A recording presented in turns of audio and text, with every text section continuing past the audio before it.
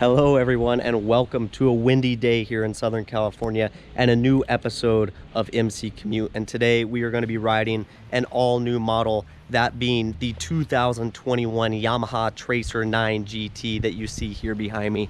Now this is the third generation of Yamaha's 100% road-focused sport touring machine, previously named the Tracer 900 GT, and prior to that the FJ09. Now Yamaha has done a lot of significant upgrades to this model for 2021, and that being said, we're going to take you on a little bit different route to the motorcyclist office this morning, talk about this motorcycle in detail, and get you the full scoop. So that being said, we got a lot to talk about. Why don't we hit the road? All right, ladies and gentlemen, the 2021 Yamaha Tracer 9 GT, and what a beaut of a machine this is, if I may say so myself. Now, it's this particular unit, our test unit, is dressed in the liquid metal colorway, that polished silver, black and blue, and honestly it reminds me of the premium up-spec Yamaha YZF R1M superbike that just looks so fantastic. In my personal opinion, I think it looks great. Anyways, we got to talk about the big stuff. Literally, the bigger Yamaha CP3 inline triple power plant that's now grown from 847 cc's to 890 in this new trim, along with the updated Yamaha MT-09. Both of those motorcycles use this power plant. What they're trying to do is meet the same performance, maybe even improve it, while also meeting stricter emissions standards, and we'll talk about that all as we get out on the road. It's got a new die-cast aluminum chassis with optimized steering geometry, and some of the really neat up-spec features of this motorcycle are going to be this KYB semi-active suspension. I think they call it the KYB Actimatic Damping System. You can see the wires going into the forks here. We'll talk about that again once we get out on the road. And finally, I love this, dual TFT 3.5-inch screens at the front of the Tracer 9 GT. It's a really kind of futuristic feel, and honestly, I love it. So this motorcycle has got a lot of premium high-spec features.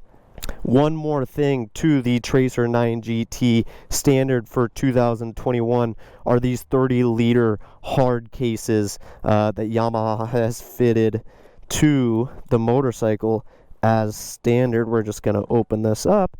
As you can see, as standard equipment on the Tracer 9 GT, a nice little touch Yamaha has given this motorcycle.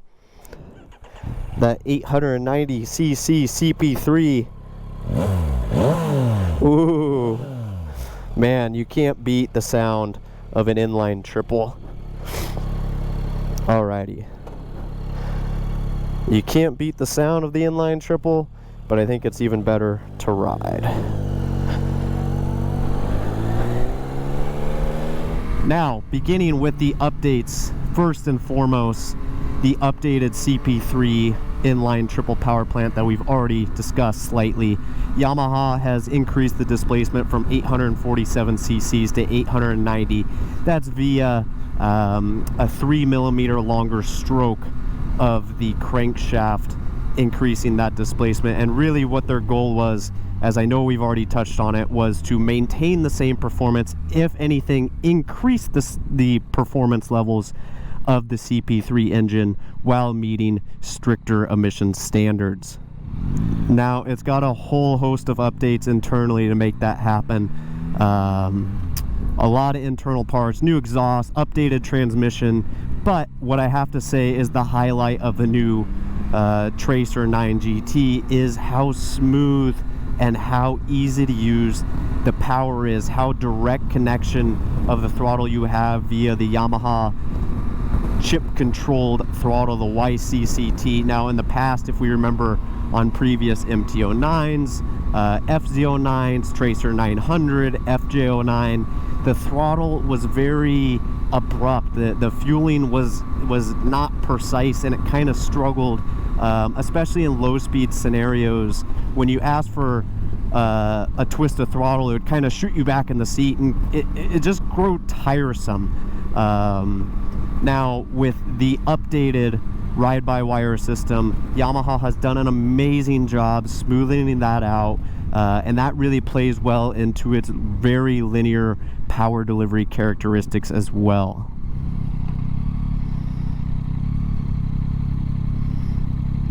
Distracted drivers sitting on their phone. Story of California. All right. Super smooth power delivery, getting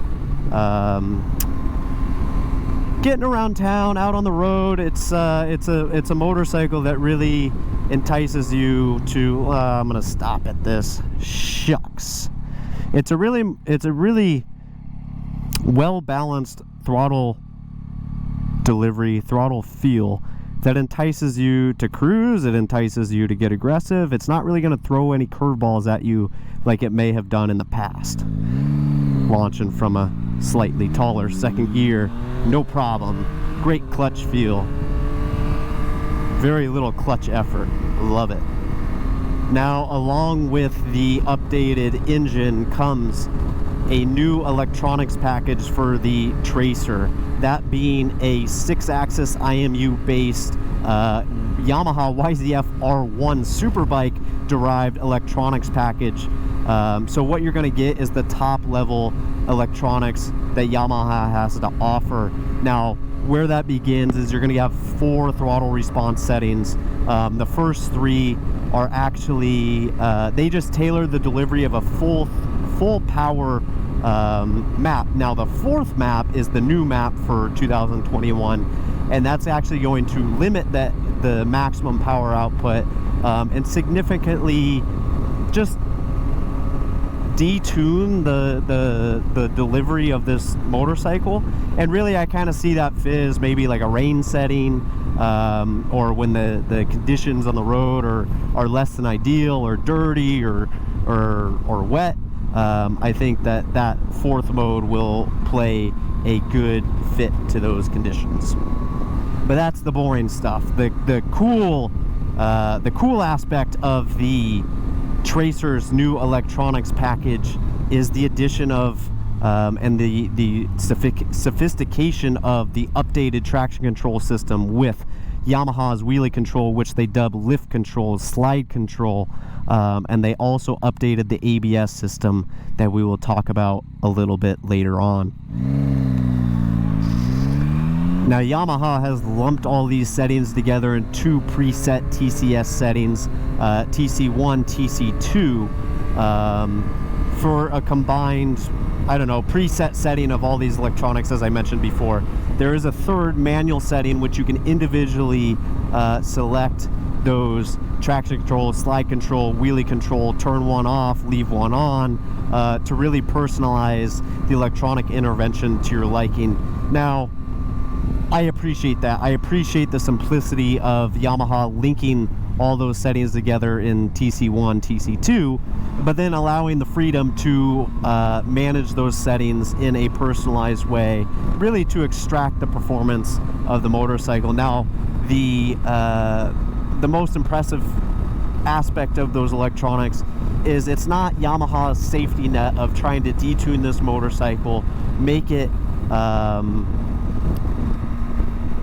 just tailor it down to where anyone can ride, but really extract the absolute performance of the package.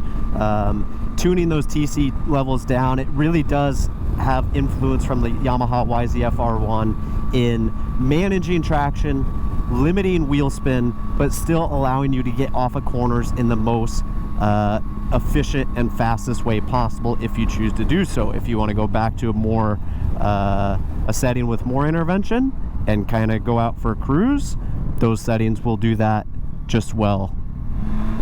All right, let's jet past this guy. Make use. Yeah. Make use of the all-new bi-directional quick shifter. Now that's going to allow for clutchless upshifts as you rip through the gearbox, but it's also going to auto blip the throttle as you make your way down through the gears. Alrighty. I'm going to get by this guy so we can have a little bit of open road as we rip through Santiago Canyon on our way to the motorcyclist offices. Now, settling into highway speeds, even though we're out in the canyon, settling into highway speeds, this Tracer spins right around 5,000 RPM in a very comfortable manner. You have plenty of RPM left in reserve to blow past traffic, get yourself in and out of situations, but it's also very comfortable. It is very minimal in vibration, and kind of just cruises down the highway. Nice overall balance. I chose to make our route a little bit longer this morning just to give you guys a sense of how this motorcycle performs in the twisties, even though there are just a few along this road. But I wanted to highlight the updated chassis for this Tracer. It's got an all new die-cast aluminum chassis with optimized steering geometry, and it's honestly another one of the big highlights of the updated model. Now, if you guys remember, if you have any experience with the outgoing Tracer or the FJ09, my bad, the FJ09, it was always a little bit nervous. It wasn't the most confidence-inspiring chassis. It was always a little nervous. It was always a little bit twitchy on its feet. Sure, it had tight steering geometry, but it didn't give you a good sense of contact and feel through the contact patches of the tire. Now, with the new Tracer, I love it. I'm absolutely impressed with Yamaha's ability to tune that feel, increase the confidence in this chassis without losing the steering response of the outgoing model. It's actually a little bit more stable, and that's aided by the Bridgestone Battle Axe T32 GT tires fitted to every Tracer model. Let's rip by this guy. Hit a back shift. Yep. Giddy up, giddy up, giddy up. Yep. Man, this thing sounds good. Maybe another back shift there would have been useful, but man, this thing really lays it down. And even further to that would be the addition of KYB's semi-active suspension. Now, I know I called it out earlier. The KYB Actimatic damping system that's used front and rear. Let's make another upshift there.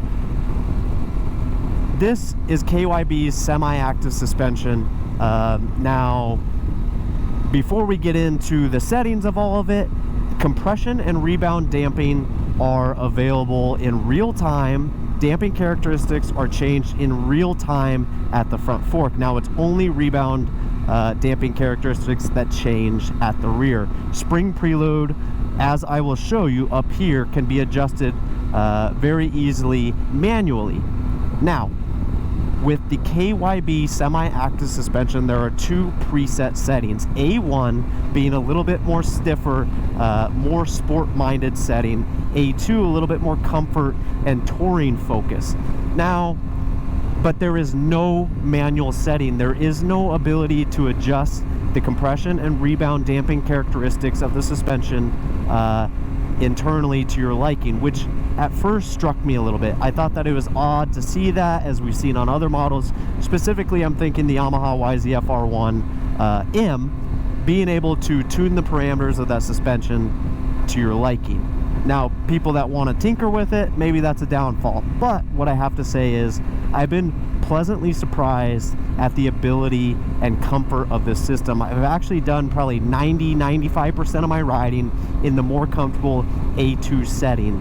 I just find it a little bit softer. It soaks up the road's imperfections while still maintaining compliance and big hit support when you hit those awkward G-outs out on the road. Overall, I found that to be a very pleasant surprise.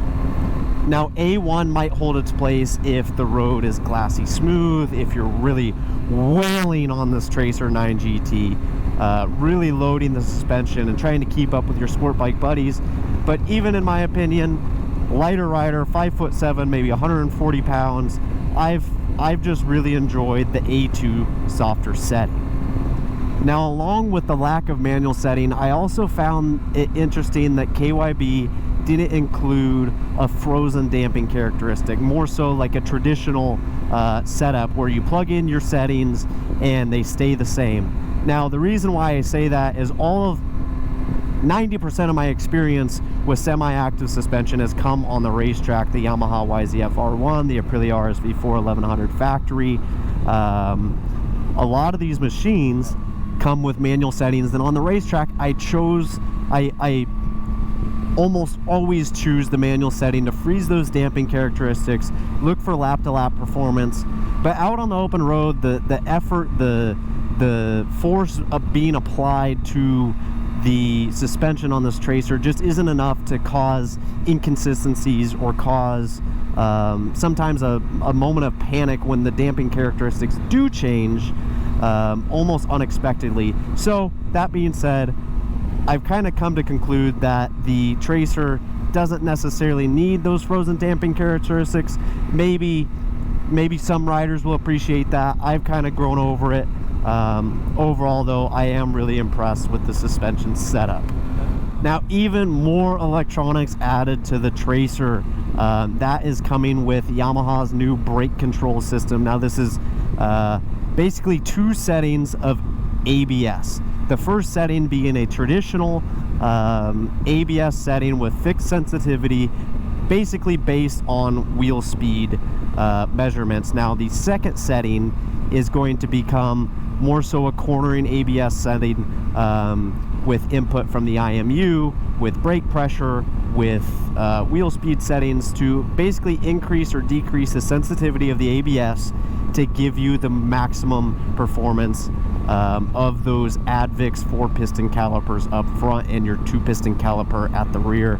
Now, I've always been impressed with the cornering ABS, and Yamaha has done a very good job here as well.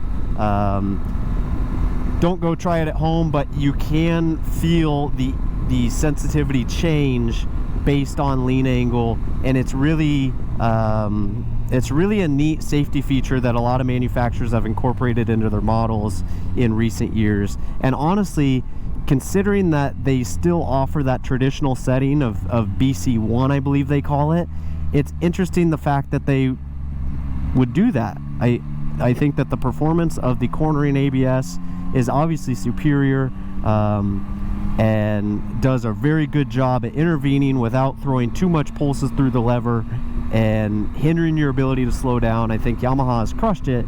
I don't know why they wouldn't just leave cornering ABS on all the time. I don't know, just my 2 cents.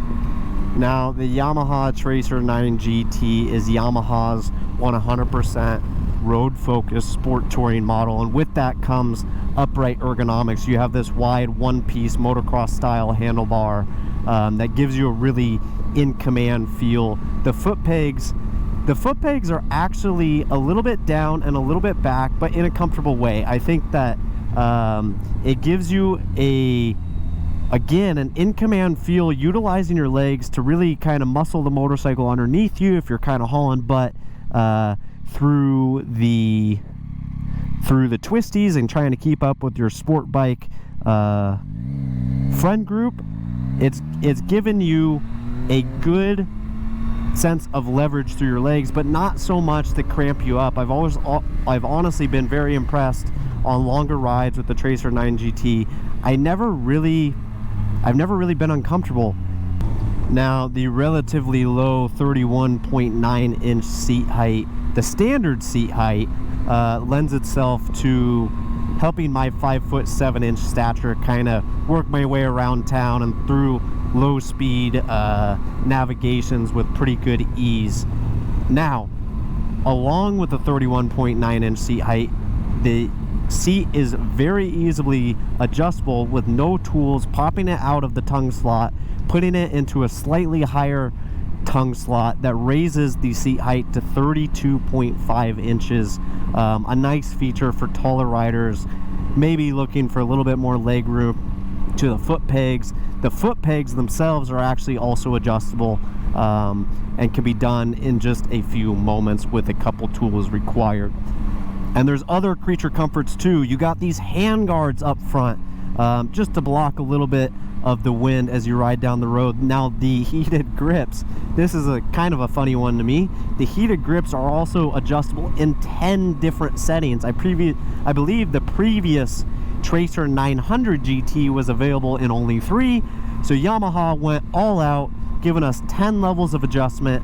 10 levels of adjustment to find that ideal setting. 10, I don't know, maybe something like 5 could have even been a little bit more simple, but I appreciate Yamaha's thought here. The windscreen is also adjustable on the fly through this one-handed grab. Push up, push down. This is in its highest setting. I believe Yamaha gives us 50 millimeters of adjustment.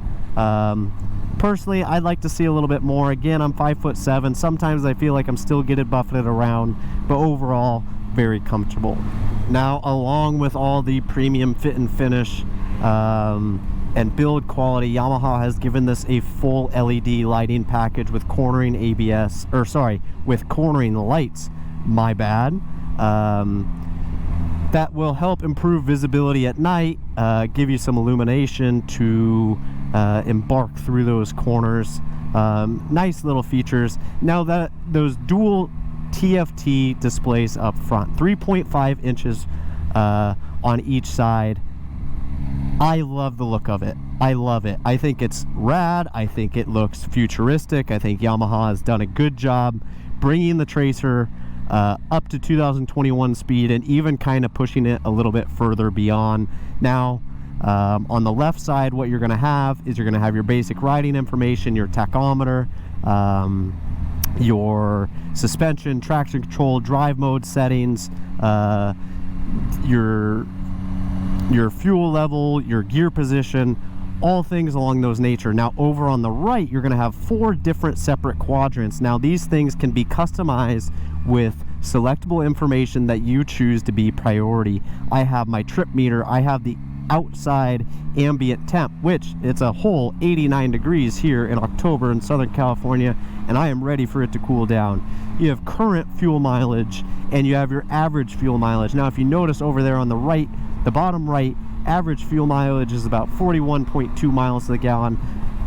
I've actually done my own analog calculations at the gas station based on the trip meter, and I've come in just slightly lower than that, in the 40s.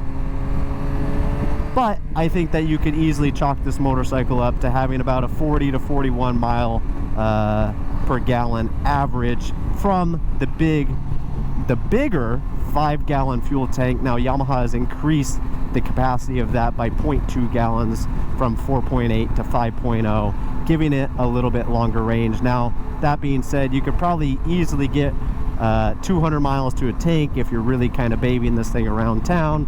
But with that triple sound, that triple exhaust note, and that triple torquey feel, it's hard to do so. I love ripping this motorcycle. I love ripping it, and obviously that's going to hurt fuel consumption. My bad. We have the dual TFT displays. I love them. I've made that very clear. If I have one gripe about them, they need to be able to turn up the brightness a little bit more. These have 3 brightness settings, and currently it is in the brightest setting available. And in hard light, these things honestly become a little difficult to read. Now, when the sun isn't directly overhead or you're off at night, even right there in the shade, they do a good job at displaying that information, but I'd like to see the brightness increased.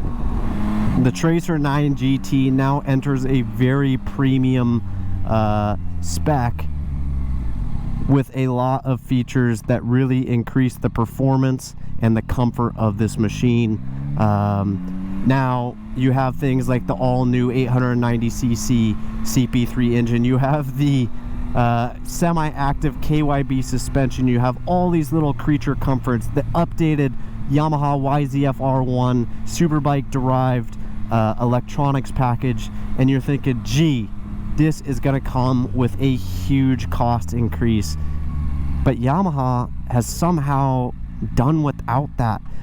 The cost increase from the Tracer 900 GT, which retailed at $12,999. This Tracer 9 GT is now $14,899. Yes, it's expensive. Yes, it's up there in terms of motorcycling prices. But if you consider all the upgrades that you're getting over the previous model, it's really hard to not be enticed by this bike. I would have to say that the suspension and the electronics alone, especially considering the cornering ABS and the added degree of safety that comes with it, it's very difficult to look at this motorcycle and think that they've increased the price too much. Add in the performance of the engine, all the little creature comforts, the dual screens, the 30-liter saddlebags, everything that comes with it. I think that Yamaha has done an incredible job in the update of this machine. And at $14,899, when you compare it to similar models, I'm just thinking off the top of my head, the Kawasaki Versys 1000 LT, Yamaha has packed a lot of value into the Tracer 9 GT, and I have really thoroughly enjoyed riding it. Of course, there's little gripes. Stuff like the adjustability of the suspension. I would personally still like to see a manual setting, but that's just me. The brightness of the screens is a little bit down in my eyes. I like to be a little bit more visible as I'm riding down the road in hard light. But overall, I'm impressed with the evolution of this Tracer 9 GT. I think Yamaha has done an amazing job, and I can't wait to spend more time on it. So, if you guys like this video, be sure to give us a like, comment. We want to hear from you, and subscribe to the Motorcyclist YouTube channel. Head over to motorcyclistonline.com to read the full story, and we'll see you guys next time.